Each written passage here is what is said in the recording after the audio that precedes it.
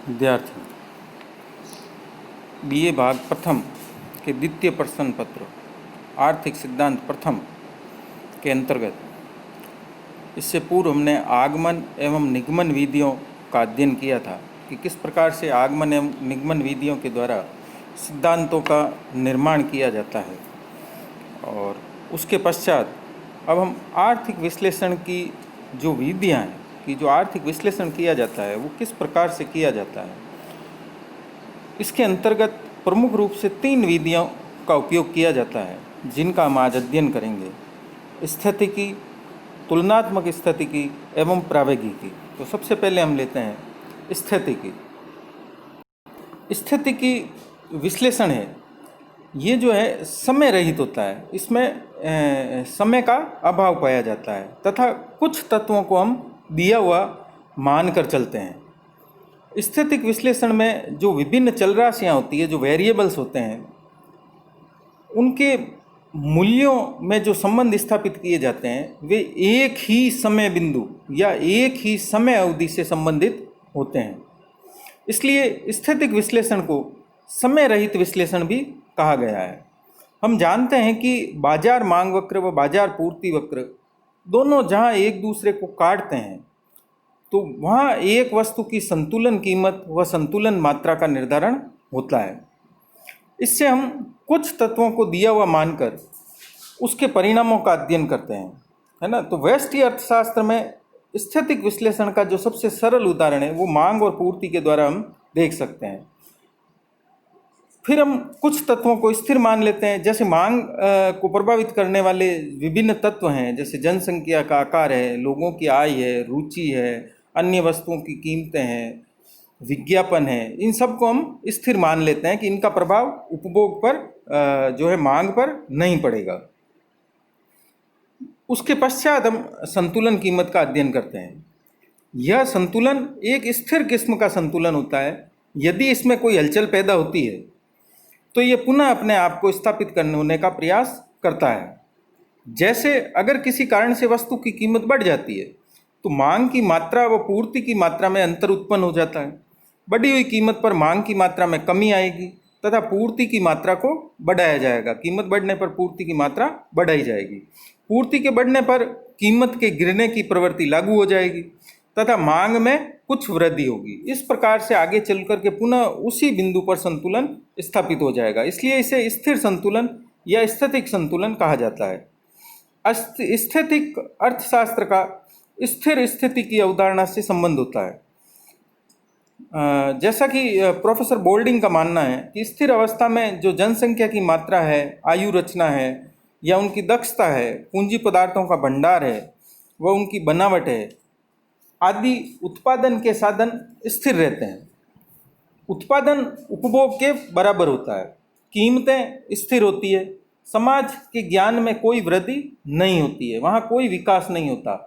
समाज की संपूर्ण क्रियाएं केवल श्रुति पूर्ति में ही लगी रहती है। इसीलिए प्रोफेसर सुम्पिटर ने इसको या स्थिर अवस्था को अर्थव्यवस्था केवल माना है कि इसमें अर्थव्यवस्था केवल पुनरुत्पादन उत्पादन यानी रिप्रोडक्शन का काम करती है, विकास का काम नहीं कर पाती। स्थितिक जो अर्थशास्त्र है उसमें साधारणतः समय तत्व हमने जैसा कि पहले भी कहा है कि उसकी अवहेलना पाई जाती है, लेकिन कुछ विद्वानों का ऐसा मानना है कि फसलों के उत्पादन में जो समय समय पर उतार चढ़ाव आते हैं वे स्थितिक अर्थशास्त्र में भी आ सकते हैं, क्योंकि उतार चढ़ाव उत्पादन की विधियों, पूंजी आदि के स्थिर रहते हुए केवल मौसम के परिवर्तन के कारण उत्पन्न होते हैं। वहाँ उत्पादन को प्रभावित करने वाले जो आधारभूत तत्व हैं उनमें किसी प्रकार का कोई परिवर्तन नहीं होता है।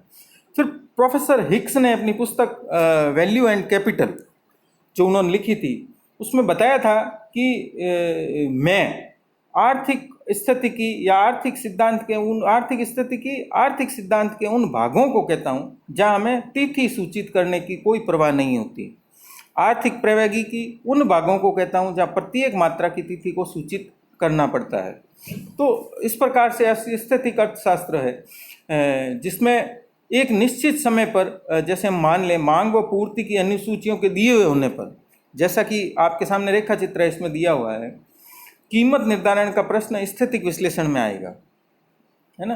तो अगर हम ये आप रेखा चित्र देखें तो इस रेखा चित्र में देखेंगे कि डिमांड एंड सप्लाई, यानी ये जो रेड कलर से है वो मांग वक्र है और जो ब्लू कलर से है वो सप्लाई या पूर्ति वक्र है। ये दोनों एक दूसरे को इक्विलिब्रियम बिंदु पर काटते हैं, जिससे संतुलन मात्रा कीमत, है ना, संतुलन मात्रा एवं संतुलन कीमत का निर्धारण होता है। यहाँ संतुलन की मात्रा क्वांटिटी m निर्धारित होती है तथा संतुलन की कीमत प्राइस p निर्धारित होती है। तो ये जो इक्विलिब्रियम है ये स्थैतिक इक्विलिब्रियम है, इसमें समय तत्व कहीं नहीं है। जब भी मांग एवं पूर्ति वक्र एक दूसरे को काटेंगे तो जो कटान बिंदु होगा, जो इक्विलिब्रियम होगा, उस बिंदु पर संतुलन मात्रा और संतुलन की पूर्ति पाई जाएगी। इसको हम स्थैतिक विश्लेषण कहते हैं।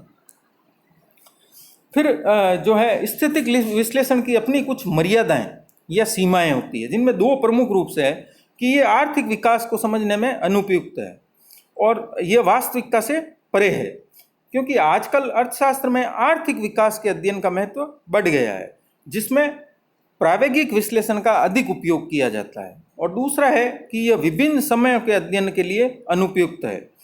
जैसा कि प्रायोगिक अर्थशास्त्र में हम भूत, वर्तमान और भविष्य के बीच में संबंध स्थापित कर सकते हैं और आर्थिक चल राशियों में भावी अनुमान लगाए जा सकते हैं, लेकिन जो स्थैतिक अर्थशास्त्र है या स्थैतिक विश्लेषण है उसमें ये कार्य नहीं किया जा सकता। स्थैतिक आर्थिक विश्लेषण प्रारंभिक अध्ययन में सहायक तो होता है, लेकिन नीति निर्धारण में आजकल प्रायोगिक अर्थशास्त्र का बहुत ज़्यादा महत्व बढ़ गया है। यह अंतिम व्यापक संतुलन की स्थिति को दर्शाता है। तो इस प्रकार से तुलनात्मक स्थितिकी विश्लेषण की अपनी कुछ मर्यादाएं हैं, सीमाएं हैं। इसके पश्चात अब हम चलते हैं तुलनात्मक स्थितिकी की ओर।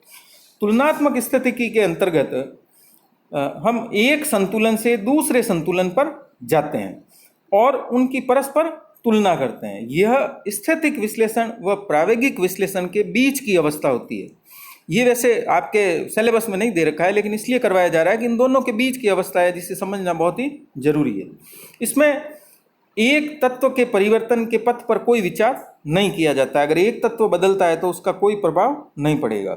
यह स्थैतिक तो इसलिए होता है कि इसमें भी जो है समय तत्व की ओर ध्यान नहीं दिया जाता है, यानी ये भी समय रहित अवधारणा है। और तुलनात्मक इसलिए होता है कि इसमें हम दो संतुलन बिंदुओं की तुलना करते हैं। जैसा कि आपके सामने ये जो रेखा चित्र है इसमें हम देख सकते हैं कि इसमें long run supply increase to S2, यानी अगर पहले मांग वक्र और पूर्ति वक्र D1 और S1 है तो ऐसी स्थिति में संतुलन R बिंदु पर निर्धारित होता है। यहाँ देखिए A बिंदु पर निर्धारित होता है। A बिंदु पर निर्धारित होने से जो मात्रा है वो Q1 तथा कीमत P1 निर्धारित हो जाती है। अब यदि किन्हीं कारणों से हम मान लें कि मांग को प्रभावित करने वाले तत्वों में परिवर्तन के कारण या जनसंख्या बढ़ जाए या उपभोक्ता की आय बढ़ जाए या अन्य किन्हीं कारणों से मांग वक्र शिफ्ट होकर के D2 हो जाता है।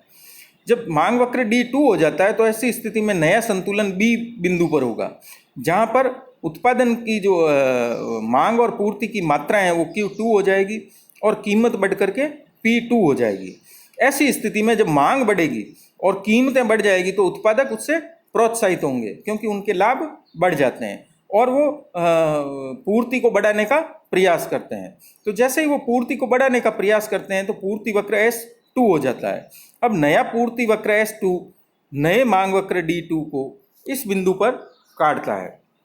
यहाँ C बिंदु है, C बिंदु पर ये काटता है। तो C बिंदु पर काटने पर उत्पत्ति की मात्रा बढ़ करके Q3 हो जाती है और कीमत वही पहले वाली P1 हो जाती है। तो इस प्रकार से कीमत में किसी प्रकार का परिवर्तन नहीं होता है, लेकिन उत्पादन की मात्रा Q1 Q3 बढ़ जाती है। तो ये जो विश्लेषण है ये तुलनात्मक स्थितिकी कहलाता है। इसमें हम बिंदु A और C बिंदु की तुलना करते हैं कि A बिंदु पर मांग और पूर्ति D1 और S1 एक दूसरे को काटते हैं। उत्पत्ति की मात्रा मांग एवं पूर्ति की संतुलन मात्रा Q1 निर्धारित होती है और कीमत P1। और जब दोनों में परिवर्तन होता है तो नया संतुलन बिंदु होता है C इक्विलिब्रियम, और C बिंदु पर जो है उत्पत्ति की मात्रा Q3 और कीमत P1 हो जाती है। तो इस प्रकार से इसमें A से लेकर C तक जो परिवर्तन हुआ है या A के बाद सी में जो परिवर्तन हुआ है, इनका अध्ययन करना तुलनात्मक स्थितिकी के अंतर्गत आता है।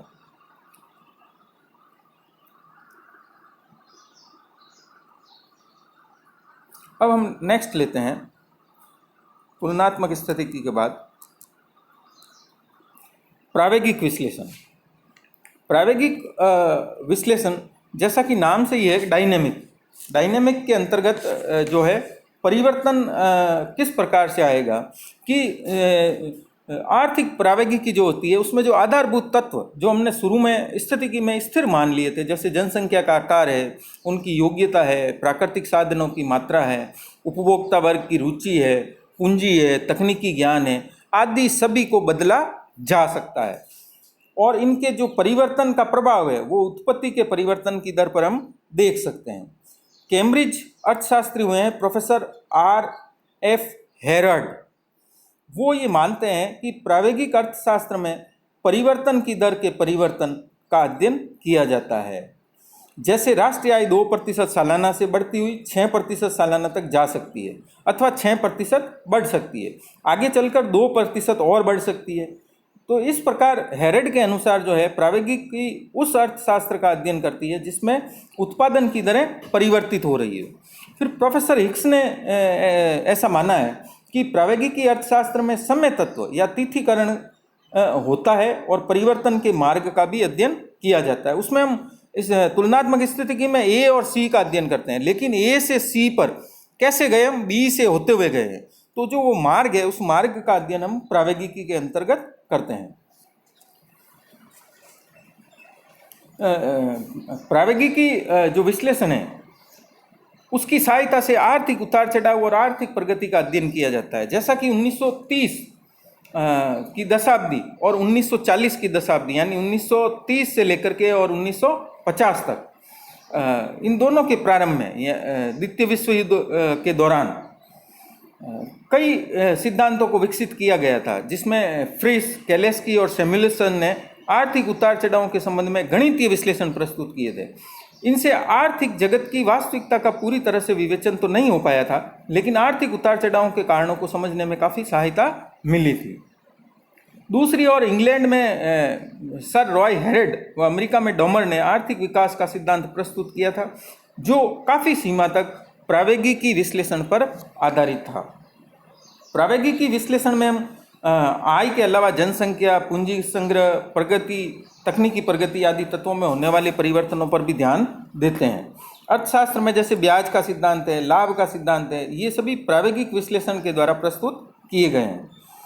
तो इस विश्लेषण में आज की एक आर्थिक चल राशि का संबंध पिछली अवधि की किसी दूसरी चल राशि से स्थापित किया जा सकता है। जैसे वर्तमान आमदनी पिछली अवधि में किए गए निवेश की मात्रा पर निर्भर करती है। तो इस प्रकार से हम कर सकते हैं। और इसमें दो प्रकार के जो हैं तंतुजाल, स्थिर तंतुजाल और अस्थिर तंतुजाल का अध्ययन किया जाता है। इसमें हम ये देखेंगे स्थिर तंतुजाल के अंतर्गत कि किस प्रकार से प्रारंभिक संतुलन जो है वो हमारा ई बिंदु पर था, है ना।